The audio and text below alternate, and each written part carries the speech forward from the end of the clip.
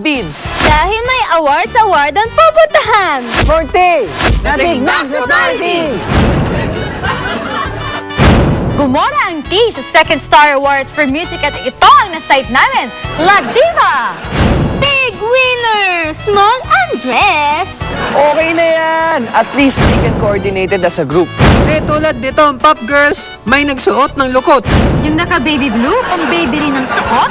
Yung orange, para inspired naman. Inspired ng tablecloth folding. At yung katabi niya na naka-off the shoulder. Naka-way off the shoulder siya. Nasa siko na.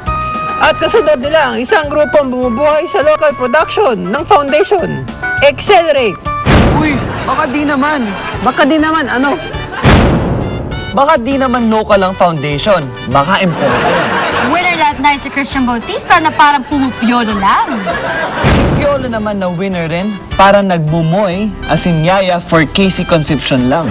At si Casey, well, mas mukhang mahal sana ang damit niya kung may baywang. Speaking of baywang, ang taas ng baywang. Kulay maonda pa ang suot ni Sarang lumot green. Hindi pa yung bewang mo mataas yung rating ng ano ko. Never mind.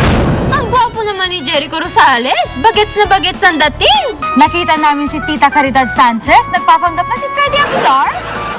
May kasunod siya. Mini-me. Arnelli was there in a silver suit at may benda ang kamay. Na-aksidente daw sa motorsiklo. Iwan ko lang kung ang tatak ay Suzuki. Silver jacket din ang suot ni Chris Lawrence with lavender tie.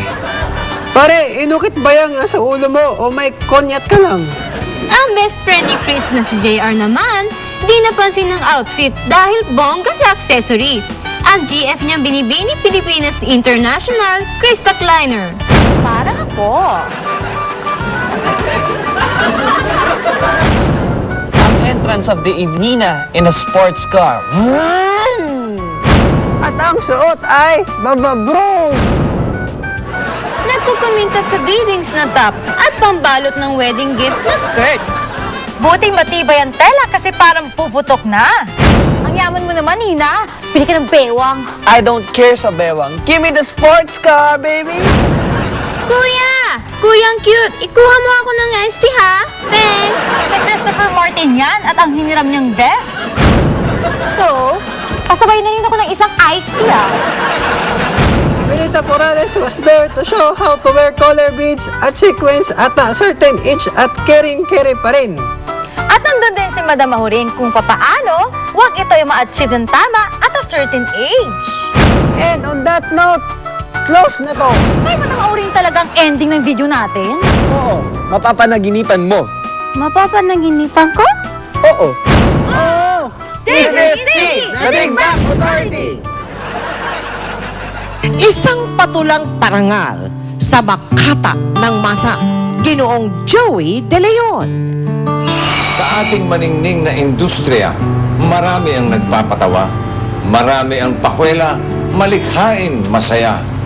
Ngunit matapos tayong matawa, agad-agad nalilimutan na, pansamantalang aliw lang pala ang dulot nila. Bihira ang talinong bukod sa pagpapatawa, may asim ng katotohanang nilalaman ng salita. Kung minsan may aral, minsan na may patama, batikos sa lipunan o leksyong mahalaga. Masiyang simpleng pabiro, merong nilalaman. Hindi ka lang matatawa, mapapatanong ka pa.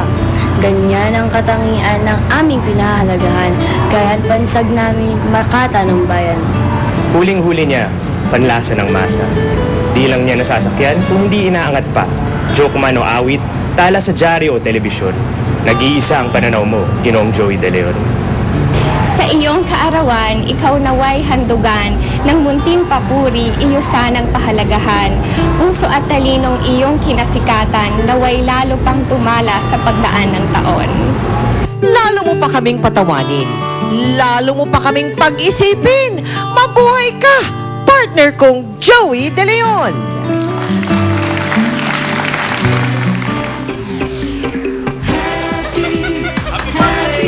Ano na? Oy, maraming salamat sa mga nagsalita. At narito na ngayon, mag-i-interview ang bata. Asan na kaya ang may birthday? Tita Joey. Oy, thank you. Through this, i-interviewin mo daw ako. Ilang taon na po kayo? Nako. Sa tingin mo, ilang taon na? Huwag ka magulo ulit. Anong matanda na? 14? 14? More. 16? More pa, marami. 18? More pa. 14? 11? Hindi, pagsamasamahin mo na lang yon. Mga 50. Alam niyo ba po si Nanay Lolit? Ano? Alam niyo ba po si Nanay Lolit? Mahal ko? Yung ba sinanong mo? Hindi, si Lolit, ano lang yan, nasa ano kami, yung stage na getting to know stage. Diyos ko, getting to know. Ano pa lang kami, nagkikilala pa lang. At bakit po? Kailangan kilalanin mo ang tao, baka mamaya kriminal, hindi mo alam. So, kailangan, huwag kang basta maniniwala sa tao. Kikilalanin mo muna, kaya ikaw, paglaki mo, ganun. Okay. Okay? Sige, tanong pa. Sige pa, magtanong ka pa. Tapos ako naman mag-i-interview sa'yo. Kamusta na po kayo? Ay, mabuti naman. Ano pong gusto niyong birthday gift sa birthday niyo? Gusto kong birthday gift sa birthday ko? Wala. Maging mahaba pa ang buhay para mahaba pa ang panonood ko sa True This Lead. Tita Joey, Oh. chismoso ba po kayo? Ano? Chismoso ba po kayo? Kung chismoso ko? Oo. Ikaw, hindi? Hindi, At dapat... sino po ang crush niyo? Sino ang crush ko? Wala na akong crush eh. Nag-crush na lahat yung mga gusto ko. Hindi. Wala na. Yung lahat mga crush ko dati, may mga cruise na. Hindi mo naintindihan, ano? Mga namayapan. May cruise na, hindi na crush. Meron, humahanga ako lalo. Ikaw maganda ka paglaki, Pwede sigurado. po ako bumati. Anak ka ba ni Lolit? Sige. Sino babatiin mo? Sige, tira. Babatiin ko po sana si Ma'am Reg. Maraming salamat po Kaya pala doon sa nakatayo ka dyan. sa Bacolod. At salamat po kay Miss JB, kay Miss Annette, at saka kay Tito Joe, at saka kay Miss Wilma Balgante. Oh, tama yan, Balgante. Vilma Balgante. Okay. Wilma ba? Ano apelyido? Galbante. Ayun, ang galing mo. Ako naman magtatanong sa'yo. Jillian. Ano po? Okay. Anong next project mo? Dahil matatapos na ngayon. Naku, malulungkot na yung mga fans mo. Matatapos na Ano yung po, 2 days. Captain Barbell. Kasama ka sa Captain Barbell? Opo. Okay, good. Aabangan namin yan. Ikaw ba mayaman ka daw? Chismis. Mayaman ka ba? Hindi ko po alam o kaya secret. Aba, may secret ka ba? Hindi, yung kinikita mo, hindi ba kumikita ka na dahil lumalabas ka sa TV? Saan Iniipon po ni Mami sa bangko. Oo. Alam mo pangalan ng bangko? Ano pangalan ng bangko? Alam mo ba kung ano ang bangko? Yan ang inuupuan natin. Ha? Bangko. Hindi bale, maganda yan. Mag-iipon ka, tsaka good girl, ha? Ito, may tanong pa ako sa'yo. Kailan magsisimula yung Captain Barbell? Hindi ko po alam. Hindi mo pa alam. O sige, i-promote mo na at imbitahan mo na sila dun sa pagtatapos ng True This Liit. Manood po kayo ng True This Liit pagkatapos ng yaman ni Lola. Panoorin niyo po hanggat sa huli.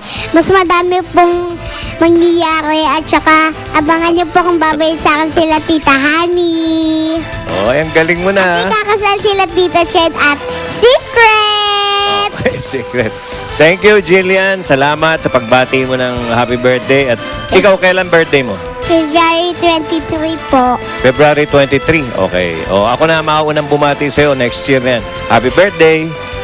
Happy birthday! Okay. Okay, ang galing mo. Okay. Mga kaibigan, abangan nyo, Captain Barbell, kasama si Jillian. Okay, sa kauna-unahang pagkakataon, biktima umano ng panggagahasa ni Patrick De La Rosa, magsasalita. Totoo ba to? Si Patrick De La Rosa na dating yung kay Alfie Lorenzo ito nung araw, no? Yung grupo. Oh, okay. Mga kaibigan, isa na ata siyang opisyal sa barangay o something o sa isang lugar. Mga kaibigan, napabalita ito, di umano. At yung biktima di umano ay magsasalita sa Star Talk ngayon. Abangan niyo po yan. Sa pagbabalik ng Star Talk TX. Thank you, Jillian. Thank you din po.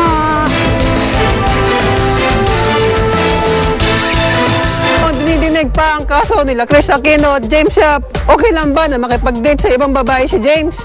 A, oo. B, hindi.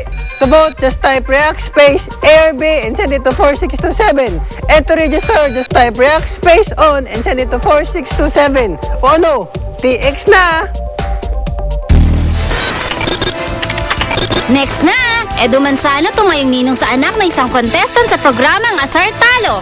Hindi ko namin na gano'n ang mangyayari. Talagang, lalo na po, dumunga po siya sa simbahan. I take it very, very seriously kapag ako ginagawang nilong. Bakit? Kailan? Saan? Di basta-bastang tinatanggap ang sagot sa katanungan. Sa 5 tanong, 3 ang sasagot. Kaninong katotohanan ang paniniwalaan? Star Talk VX3, the Star Talk VX 15th Anniversary Special, October 23, 2010.